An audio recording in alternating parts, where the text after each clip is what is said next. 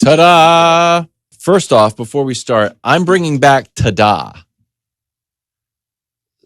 So if anyone's watching this, first of all, feel free to start using Tada more often. This is just a before we start. This isn't part of it. I don't have Tada written anywhere. But a lot of times people are like, what's Wild's thinking about? Is he thinking about bringing back a new phrase? Resuscitating? Razzle-dazzle? Razzle-dazzle fizzled. Tada! Put your stock in Tada. I'm like Leonardo DiCaprio trying to sell those penny stocks. Like, I have got something on the cutting edge. It's called Tada. I was like, really? Tada. All right, so ta-da, time for the podcast thing. Is the Knicks Celtics series, or really the entire playoffs, a battle of who cares less? Certainly not. Ta-da! That's an interesting concept, Wilds. I wrote on here, don't sleep on Whatever Man. Not only is it a good Red Man song, it's a solid career move and key to the playoffs, ? Oh, Wilds, why do you say that? Great question. The Knicks have this funny stat. This century, which I always like using this century now. Like we're far enough away. It's like, oh, this century. I keep calling the Patriots the team of the century. In 2003, I can be like, well, Patriots, team of the century. But now we're far enough away. Knicks this century in potential closeout games at home. Lost against the Pistons. They ended up clinching in Detroit. 24, lost against the Pacers. Lost against the Sixers in 24 twice. 2013, lost against the Celtics. 2001, lost against the Raptors. It's the longest losing streak of all time of clinching games in your own building.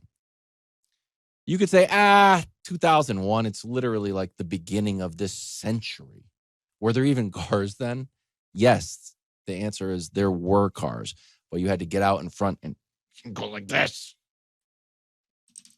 Could you imagine that? Like, hold on. Yes, I'll pick you up. Get the car started. To wind up your car.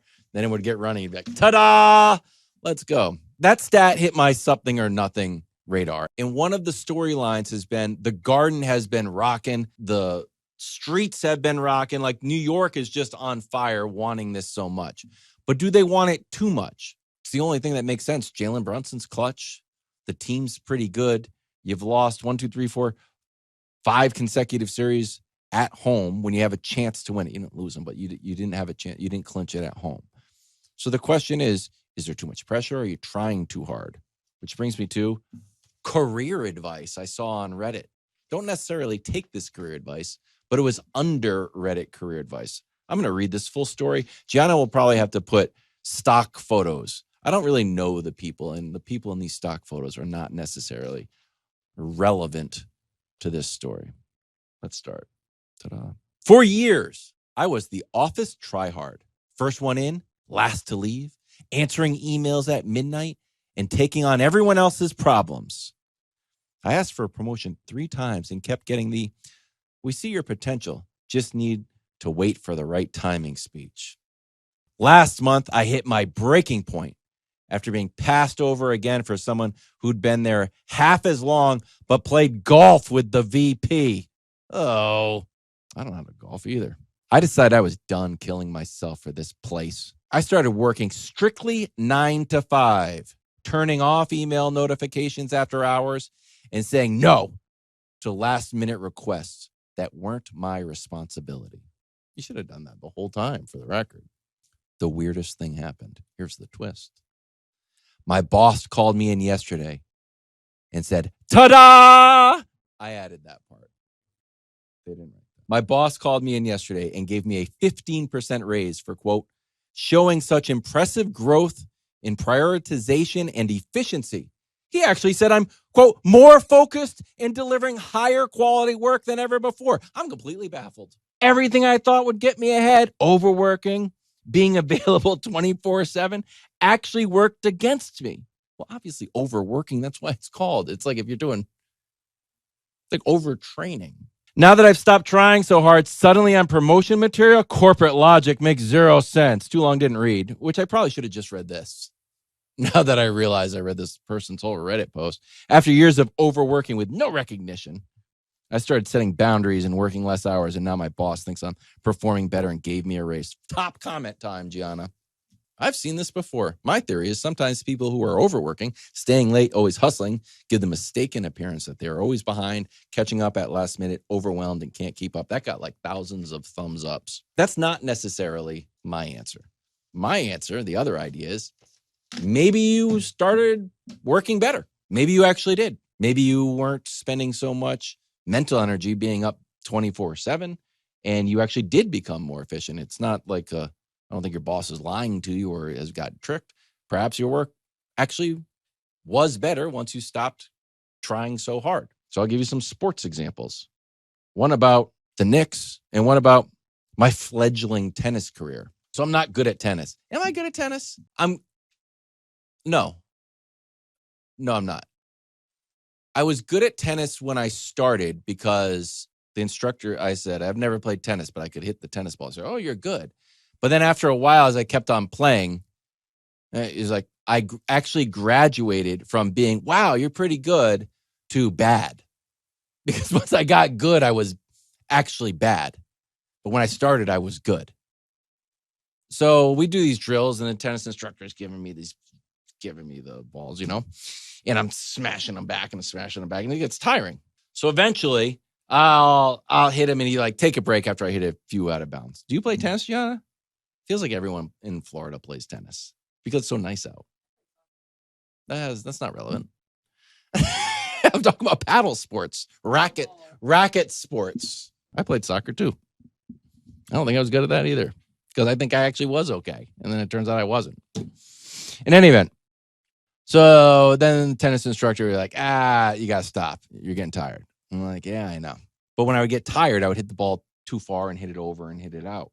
And he's like, here's the thing when you get tired. I said, all right.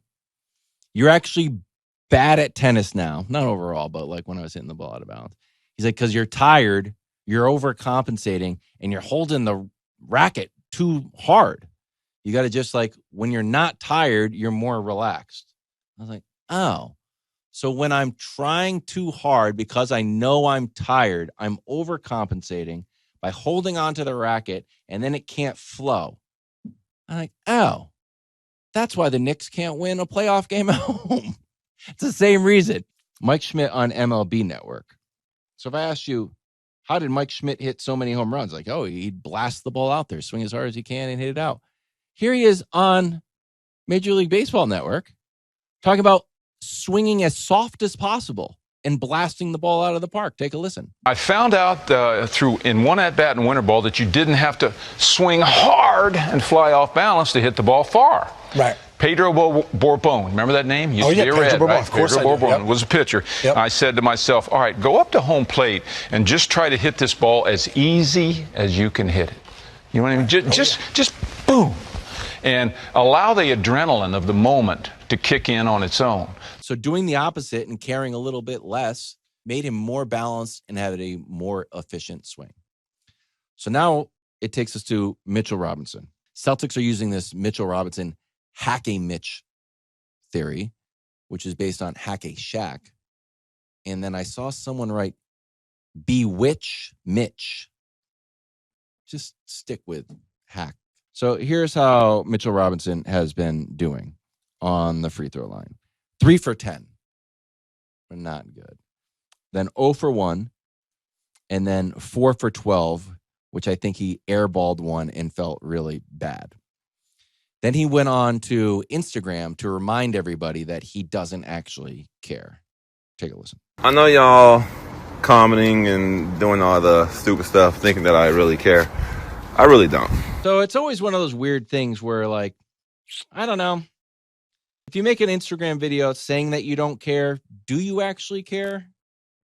Probably. But part of his I really don't care video, I did believe.